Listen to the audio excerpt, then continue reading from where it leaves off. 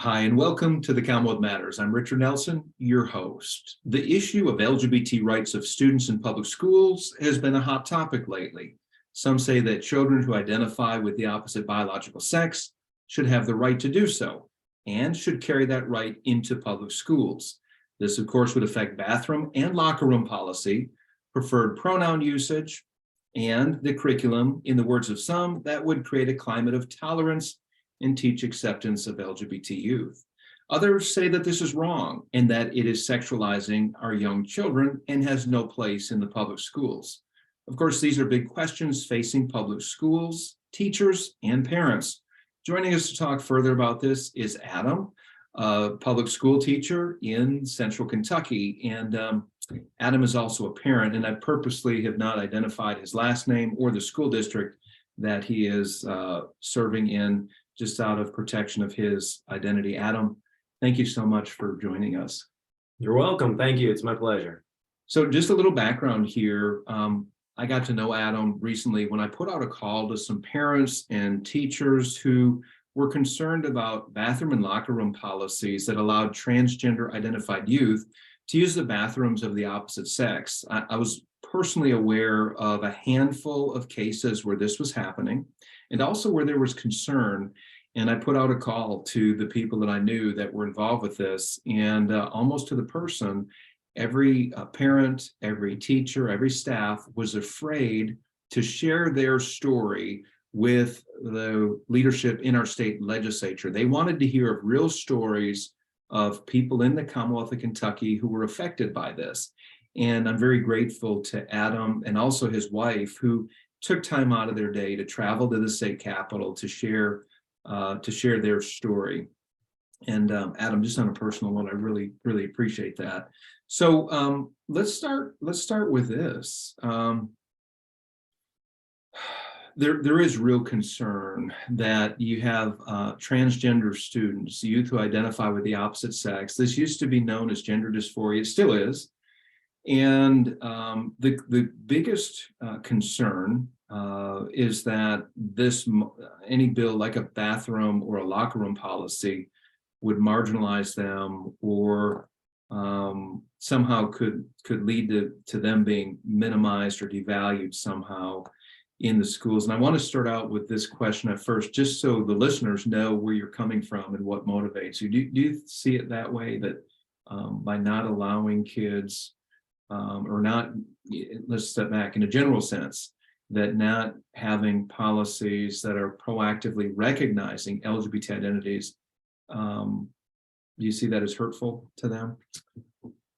If you had asked me that question just a few weeks ago, I don't know what my answer would have been, but a few weeks ago, we had an incident that took place, impacted my family. My daughter, she's 9 years old at the time. She entered into the bathroom at a local high school. And not long after that, she had a young man follow her into the bathroom.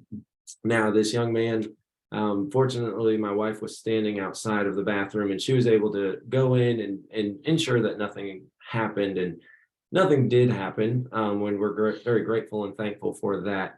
And so I guess when I think about that issue, my mind thinks not necessarily of that one small topic, but my mind now, because of this incident that took place and happened to my daughter, thinks about the safety issue for my daughter, not just for my daughter, but for also young girls in our schools who have been victims of sexual assault.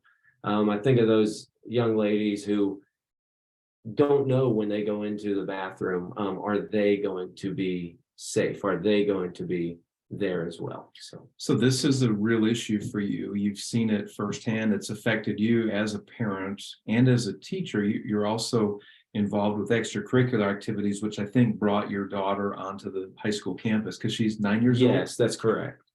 So the other thing I was trying to get to before was that this issue of concern isn't born out of animus or anger or hatred towards anybody in the LGBT community, is it? Definitely not. I have LGBTQ students and I love them. I absolutely love my LGBTQ students. I love every single one of my students. And I want all of my students to feel safe and comfortable in my classroom and safe and comfortable in my schools. My job as an educator is to teach them and to provide a safe and comfortable learning environment for them. So I love every one of my students, but the love for those students, also, I have to weigh in the safety of my other students as well. And unfortunately, this issue puts us in a situation where at some level, someone is going to feel unsafe, whether that is a student who identifies as the opposite sex, or whether that is just a young lady who wants to use the bathroom in private. Right. And I think that might be one of the things that is missing in this conversation is that traditionally you have had female only facilities, whether they're bathrooms or locker rooms, changing areas, and you've had male only changing facilities. And there's a reason for that. But I think we forget about those young males and young females who may feel violated or intruded upon when they're changing and whatnot. Yes, that would absolutely be a concern. I am involved in some extracurricular activities as a coach, and that is definitely something that I want to make sure that I keep all of my athletes safe. I want to make sure that none of them ever feel vulnerable when they enter into a locker room, which is already naturally a vulnerable space. Yeah. Has this issue come up in sports yet? Are you aware of how LGBT identity, specifically transgender identity, has led to an athlete wanting to use the facilities of the opposite biological sex? I personally had a student a few years ago who they were just in a period of asking a lot of questions about who they are and how they identify. And so that was something that they brought up to me, is which locker room they should use, and then even which team they should try out for. And that was just a really difficult situation to help that student navigate through. It's something that I have seen taking place in other school districts. I have seen and heard of students who identify as the opposite sex participating in school sports. And I believe that our state legislation actually passed a law requiring biological boys to compete with biological boys and biological girls to compete with biological girls last session. So Yeah. In fact, that's correct. That's a bill that the Commonwealth Policy Center was very involved with. It was called the Fairness in Women's Sports Act. And one of the compelling things that helped to get that bill over the finish line was a UK honorable athlete, Riley Gaines, who had to compete against Leah Thomas. That was the male who identified as female on the University of Pennsylvania swim team. And if you saw a picture of the two, there was a huge difference, Adam, between Leah, who was just probably twice the size, maybe 3 times the weight of Riley Gaines, who's very tiny and petite. And she had to compete against him in the 200-meter freestyle, I believe it was. And they actually tied in that competition.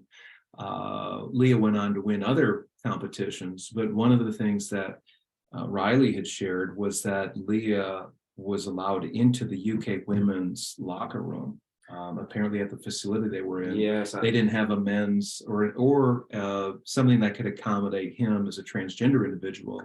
And that brought some trauma to the UK women's swim team when he came in while they were disrobing and dressing. Yes, I actually just heard her testimony on that just a few days ago and listened to her share about that experience.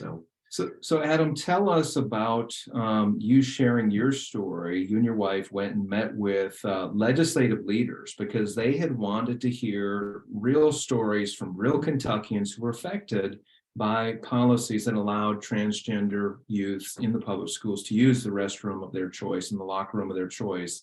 And you were able to share your story recently. How do you feel like they received your story and what you had to share? So first, I was very thankful that they heard my wife and I's story. It was something that I know this is a controversial topic, and it is one that, again, when it impacted me, when I felt, and I still to this day wonder, okay, can I allow my daughter to go into the bathroom? It's something where I'm thankful that they heard that. I think that they received it well. We tried to share with them the concern that not just we have, but other parents that I know have, other athletes that I know have, and I'm very hopeful that we will be able to have a bill that protects these spaces for our young ladies and our young men. So that's a good segue into the bill that we were discussing when we met with these legislative leaders. It's House Bill 30, sponsored by Bill Wesley, a state representative from Ravenna. It's a small town in eastern Kentucky. And House Bill 30 creates a new section of KRS Chapter 158 to define terms, establish findings, and ensure that student privacy exists in school restrooms, locker rooms, and shower rooms. And it requires students born male to use only those facilities designated to be used by males, and students born female to use only those facilities designated to be used by females. And it requires schools to provide the best available accommodations to students who assert that their gender is different from their biological sex. So that's the essence of what House Bill 30 would do. It has several sponsors. I think it may be close to 40 sponsors on that. It still hasn't been heard in committee. However, there's talk of that bill being attached as an amendment onto another bill passed in the state Senate. Adam, do you think that this would be something that your peers would get behind, your fellow teachers and high school administrators could support this, keeping the biological boys of those that were born male, to keep them in the male boys restroom, and those born female, keep them in the female restrooms, and then locker rooms and changing areas as well? Is that something that would have support? Yes, I do believe it would definitely have support. I think the first group of people that would support it are parents, and then educators with parents, or with students, sorry. It's definitely an issue that once it impacts you, you don't have to wonder the what ifs anymore. I used to wonder, well, what if this happened? What if at first I thought that this would be something that would really not even be a subject I would even need to broach. But then when it happened to my daughter, the what ifs are gone now. And now comes, what if my wife isn't there the next time that this is to take place? So I definitely think it has wide-ranging support. Okay. I'm curious, are parents aware that this went on in your school, or that this happened in your school district? Well, I'll tell you, as a public school teacher, I did not know that this was happening inside of the school district until I actually heard about it from parents. I had some concerned parents who came to me to see if I would be a teacher representative to give a voice to this issue and this topic. And so while all of that was going on, this incident actually took place to my daughter. And so looking at this, it's something that even as a school teacher, I wasn't aware of. And I think that's because our schools don't have a defined policy on this topic. The things that we get is, well, if you were to say one thing or another, well, you risk a Title IX discrimination lawsuit. And so our guidance has mainly just been to allow the students to do what they do. Don't make a public policy, because that's going to create confrontation between parents who are for the issue and against the issue. Very good. If you're just tuning in, you're listening to the Commonwealth Matters. I'm Richard Nelson here with Adam, a public school teacher in Central Kentucky, and we're talking about LGBT identity and the push for LGBT curriculum and preferred gender pronouns in the public schools. We're going to take a break, and we'll be back in just a moment. Welcome back to the Commonwealth Matters. I'm Richard Nelson, Executive Director of the Commonwealth Policy Center, and we are talking about LGBT identity of students in our public schools and corresponding policies. Adam, I'm going to start this segment off with a protest that took place at Atherton High School. Atherton was one of the first high schools in Kentucky that had a bathroom and locker room policy for transgender identified students. And this came out just recently. This is courtesy of WHAS News. And I'm going to play this brief clip so we can all hear.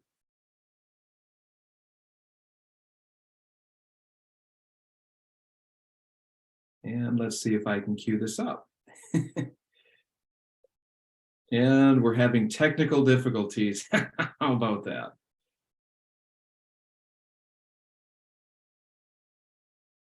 And I'm not able to get it to play, so I apologize. Essentially, what this clip was going to say was, the schools, the students at Atherton High School walked out in the middle of class protesting several bills in the state legislature that addressed LGBT identities and issues in the public schools. Here we go. Atherton High School walked out of class today to protest anti-LGBTQ bills proposed by lawmakers. Right now, bills restricting sex education and the use of preferred pronouns are up in the Kentucky Senate. Senate Bill 150 would give teachers the discretion to use pronouns aligned with students' biological sex, even if that's not how the student identifies. This was an emotional day for sophomore Owen Taggy, who told us he feels like he just wants to be accepted. I really feel safe in an environment where I'm here every day, every week, where I learn, where I have friends who might not be in the same boat as me, but I want to be safe. That's why I'm here. That's why I protest against something that is very harmful.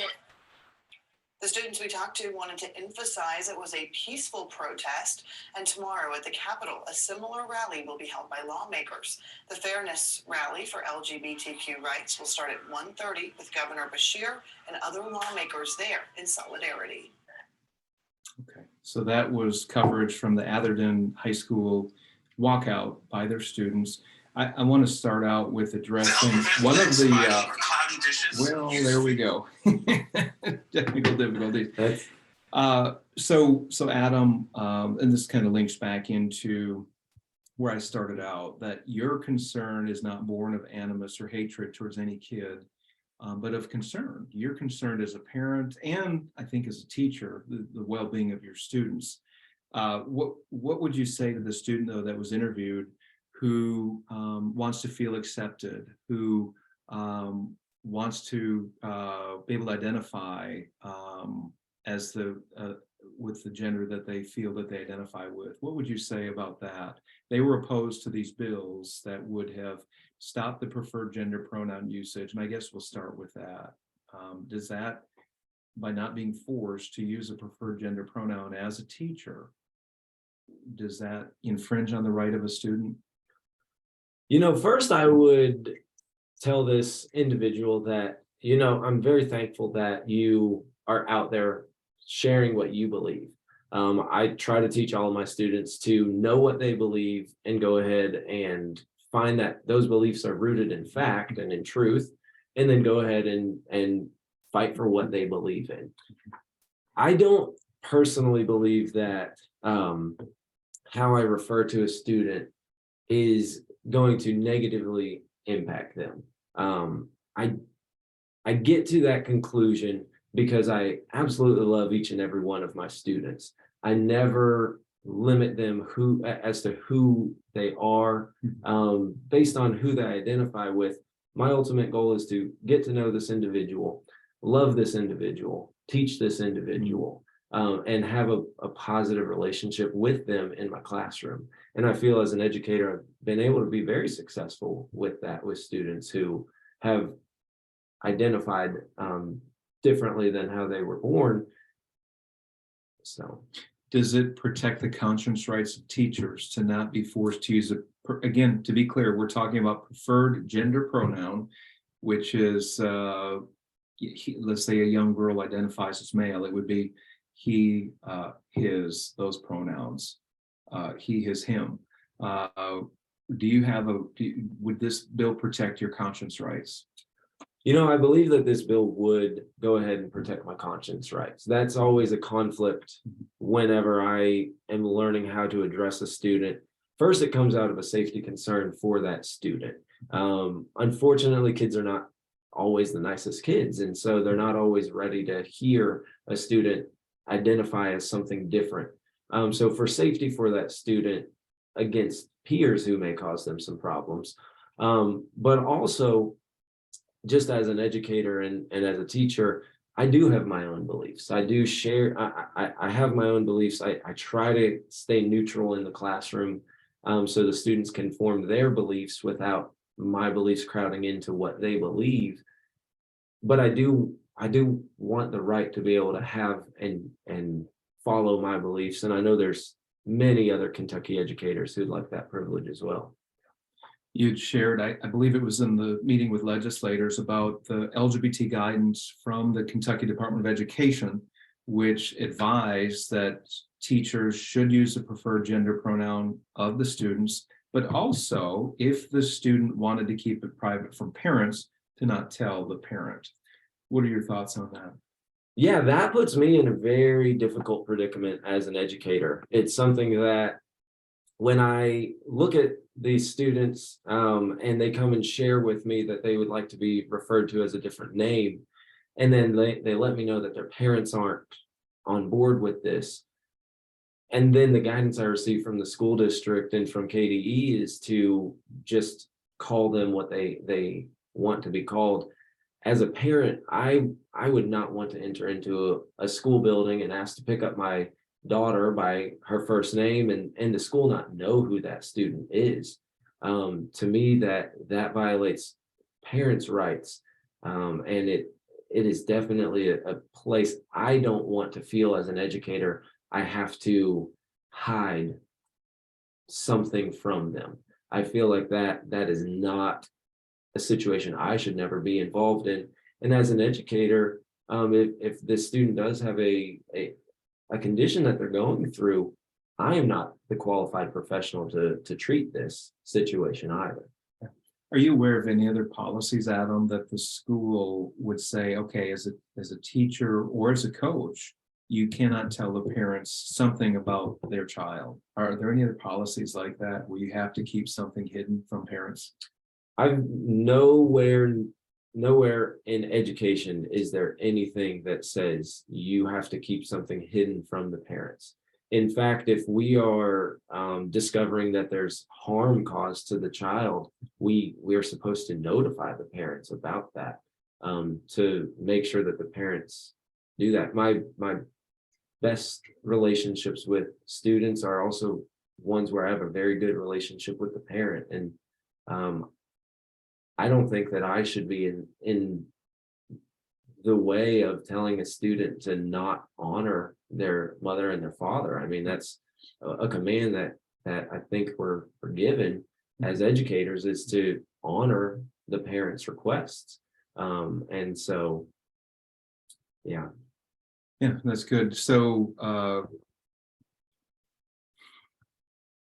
this issue of, we're talking about, in your case, middle school or junior high age kids, they've got it tough as it is. They're going through big changes in life. They're trying to figure out who they are, how do they fit in. And here in this day and age where transgender has become a thing, wouldn't you say this complicates it even more for young people? It does. It is confusing time to be alive as a middle school student, and then again as a high school student. And I think what students are looking for is they're looking for some type of acceptance. Yeah. And I think a big misnomer is that students who identify as an opposite sex are not accepted, where in our schools we really go above and beyond to make sure that these students specifically feel accepted. And so I think acceptance is really something that the schools do a good job at. And I think now as educators, we need to be in this position where we are there to love the kids, but we're also there to not even really involve ourselves in this idea of sexuality and gender identity and LGBTQ issues. I feel if someone identifies themselves only as a member of the LGBTQ group, that they have sold themselves short of who they truly are.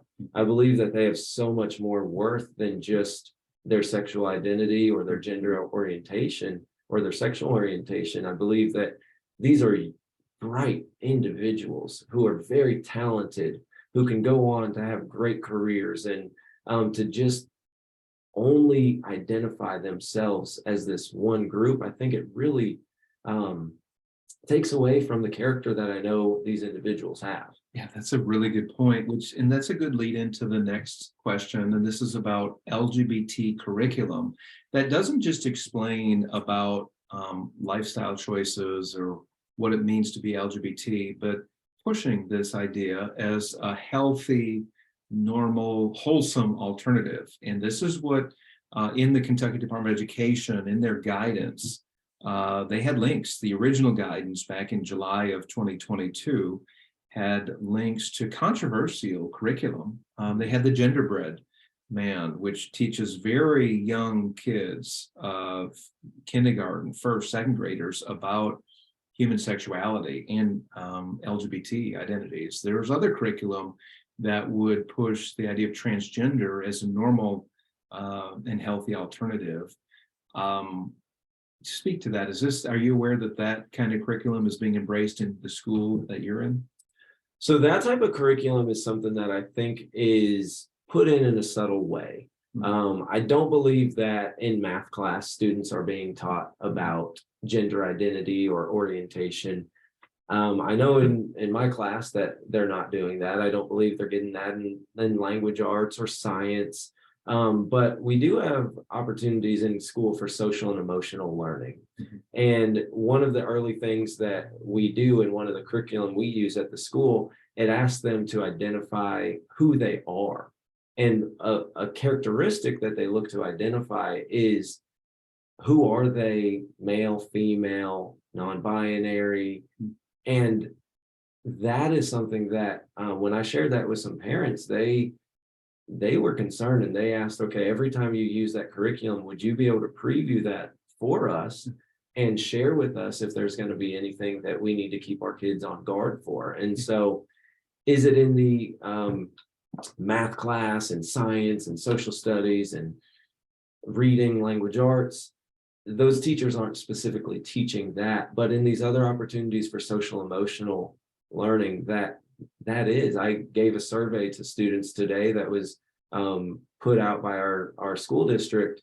And the issue, one of the questions, and I think it was the second or third question, they said, how do you identify male, female, non-binary, or transgender? And it was something that just in the middle school, having students, the comments that were made when they saw that question is something that I don't know. I just, it's something that I don't know why that information is pertinent as my job in educating these individuals. It certainly wasn't a question asked of students even a few years ago. We are running out of time, Adam. Do you have a final word to say to your fellow teachers who are facing this issue generally of the LGBT push in the schools? Do you have a word of encouragement or word you'd like to share with them? Yeah, my word would be love your students for who they are, but also understand that it's okay to have your views and your beliefs, and it's okay to stand on those things. This topic is something that I think many people are concerned about because they don't want a lawsuit, and they don't want to make kids feel bad. And so I think there's a way as an educator to hold to your beliefs, hold to your convictions while still loving and teaching your students. Very good. Thank you, Adam. God bless you. Thank you so much.